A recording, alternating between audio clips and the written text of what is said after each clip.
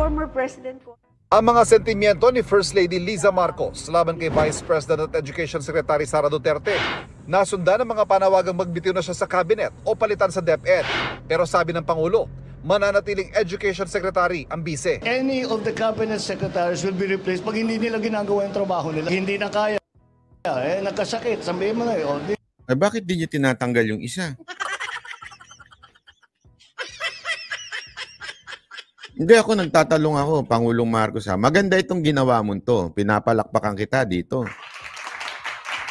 Hindi, ako honestly sabi ko nga sa inyo, pag tama palakpakan, pag mali banatan. Maganda na tinayuan nyo, Pangulong Marcos, ito si VP Sara Duterte. Ang hindi ko lang maintindihan, sabi nyo, di ba tinatanggal pag may sakit? Bakit yung isa? Hindi na nga lumalabas sa telebisyon. Hindi na nga siya wala na siya. Ang balita ko nga daw, hindi na pumapasok. Balita ko lang naman, ha? Hindi ko na ho babanggitin kung sino tong sekretary na ito. Pero balita ko nga, di ba, dahil nga na ospital, hindi na nga daw ho pumupunta sa kanyang opisina. At ang balita na nga ho dyan, parang puro statement na lang. Ang gumagawa na lang daw, yung mga abogado niya, mga alalayan lang niya. Bakit ganun? Sana ho, talagang totoo yung sinasabi ninyo. Di ba po? Sana totoo yung sinasabi ninyo na pag kami sakit na, dapat tinatanggal na. Papalitan ka namin. O hindi talaga marunong o kurap. O hindi daw marunong o kurap. Naku po, ang dami niyan, sir, sa pamahalaan ngayon. Bigyan kita ng example, sir. Mr. President, bigyan kita ng example. Meron niya isa dyan Ang kanyang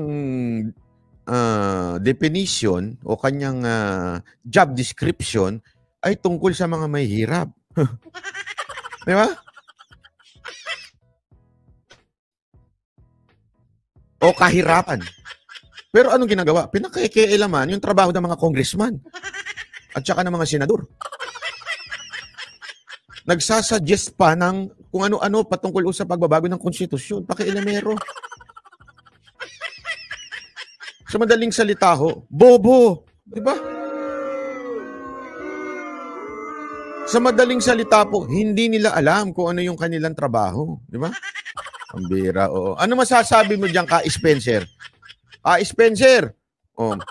Asan ba si Ka Spencer? Ka Spencer, are you there? Are you there or are you not there? Oh, ayan, binabati natin si Spencer Lacanle.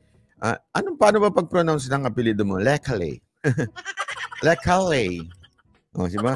Hindi, dapat to sana, totoo yung sinasabi ni Pangulong Marcos. Pagka, pag bobo, pag di alam ang ginagawa, tanggalin na. Diba? Tatanggalin ka talaga namin. Oh, tanggalin daw. Oh. Kuwari kurap. Oh, ulitin natin yung mga sinabi niya kung ano yung mga tatanggalin, ha? Oh, pakinggi, ha? Para maisa-isa natin kung sino itong mga to. Education Secretary ang bise. Any of the cabinet secretaries will be replaced pag hindi nila ginagawa yung trabaho nila. Pag hindi ginagawa yung trabaho, sino ho bang hindi gumagawa ng trabaho? Magpangalan nga ho kayo. Sino po sa kabinete ni Pangulong Duterte ang hindi ho ginagawa ang kanyang trabaho? Naku po, ang dami niyan.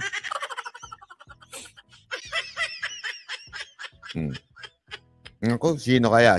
Hindi natin alam. Sino pa? Pagdating na hindi ginagawa trabaho, pwede si dyan, si Gadon, di ba? Pwedeng si DOTR.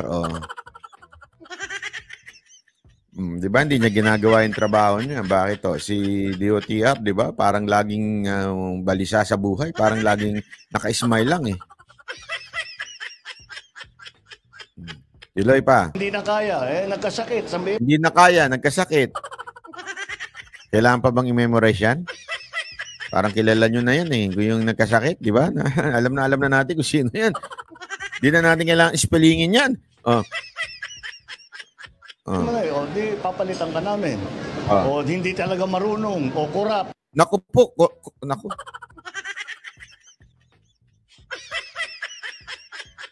Mr. President, pagdating yung sa kurap, meron na ako alam, medyo katabi ninyo.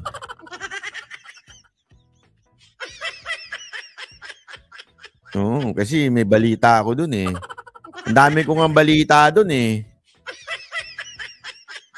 Hindi lang yung kurap, abusado pa. Di ba? pagkakalaban niya, pinag-iinitan niya talaga. Oh, naku, kilala niyo kung sino 'yon? Nagsisimula sa letrang D. D, anong D? Bahala na kayo. O, di ba? Tuloy. Di ba? Tatanggalin ka talaga namin. Eh, hindi naman ganun si Inday eh. O, di ba? Kawawa naman.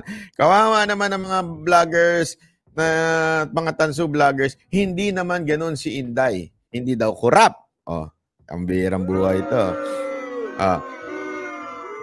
Paano ba yan, mga vloggers?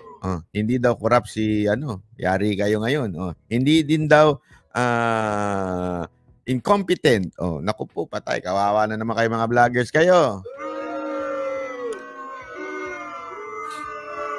Paano na yan, Mike Abe?